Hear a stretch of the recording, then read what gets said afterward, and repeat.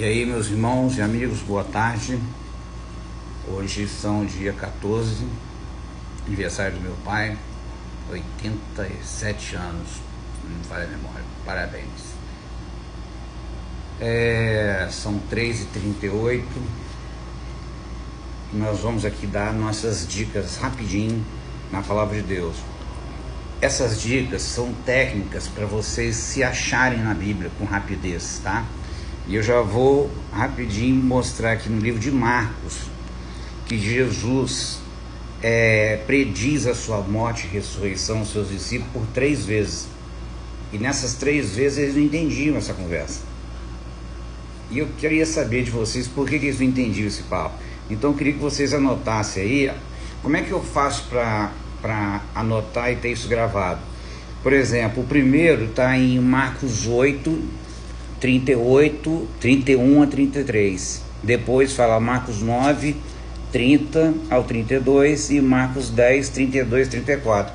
Eu anoto esses 3 itens no primeiro versículo de Marcos. Aí eu viro a página aqui, vejo e boto o número 1 bem grande do lado. Aí eu viro a página aqui, tem o número 2 bem grande, já é a segunda vez que ele fala. Aí eu repito de novo, ó. Marcos 8, 34 a 33, Marcos 9, 30, 32, Marcos 10, 32, 34. Eu escrevo as 3 novamente.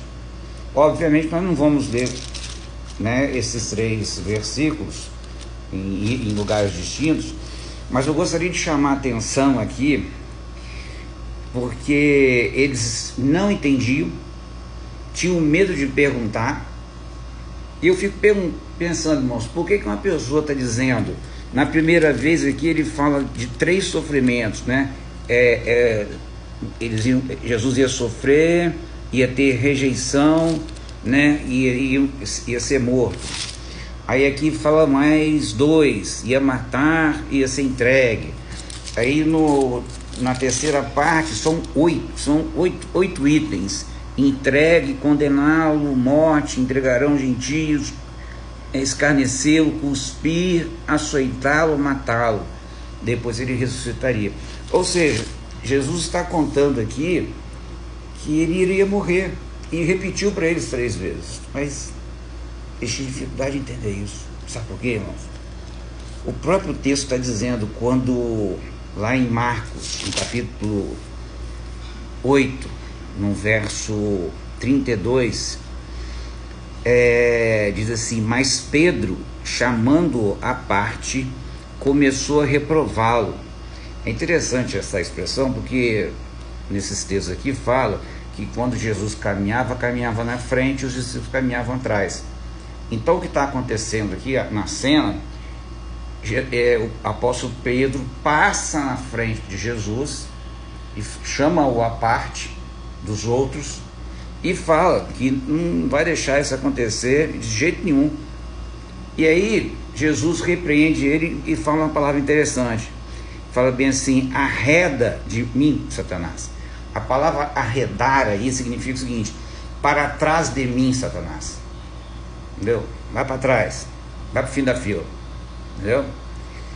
E a palavra Satanás, obviamente, não é o nome do diabo, tá? Satanás é um verbo, quer dizer satar. Satar quer dizer adversário. Ele pode ser usado em várias situações na Bíblia, tá? Mas aqui a gente não está para discutir nome de nenhum ser maligno. A ideia aqui é quando ele fala para Pedro assim: porque como ele foi chamando, né? Mas Jesus, porém, voltou e fitando repreendeu a Pedro e disse: porque não cogita das coisas de Deus, e sim dos homens. Percebeu a chamada que Jesus dá para os discípulos aqui? Você foi o entrão e se expôs. Os outros provavelmente estavam com a mesma pergunta na cabeça, mas estavam tudo com medo de falar. Mas Jesus então deixa claro que o grande problema do ser humano, dos discípulos, é que eles cogitam as coisas do homem, ou seja, do antropocentrismo. Coloca o homem como centro. Então, repare que aqui eles estão voltando lá no Éden. Entendeu? Jesus falou para eles: olha, não faça isso. O que eles fizeram? relativizaram a palavra de Deus, autodivinizaram e absolutizaram, autoabsolutizaram. Percebeu? Cogitar coisas dos homens é fazer com que o homem seja o centro do universo. Tá entendendo? E é isso que eles estão fazendo aqui.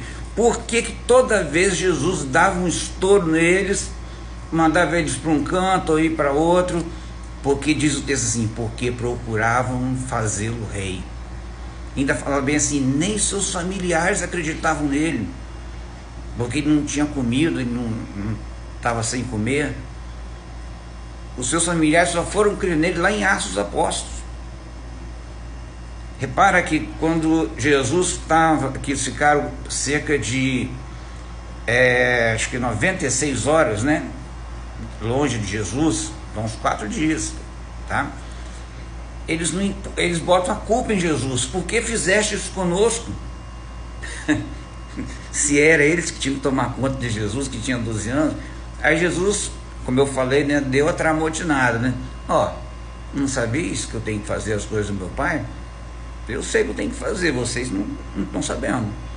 Então, não cogite as coisas dos homens, não seja o centro das atenções.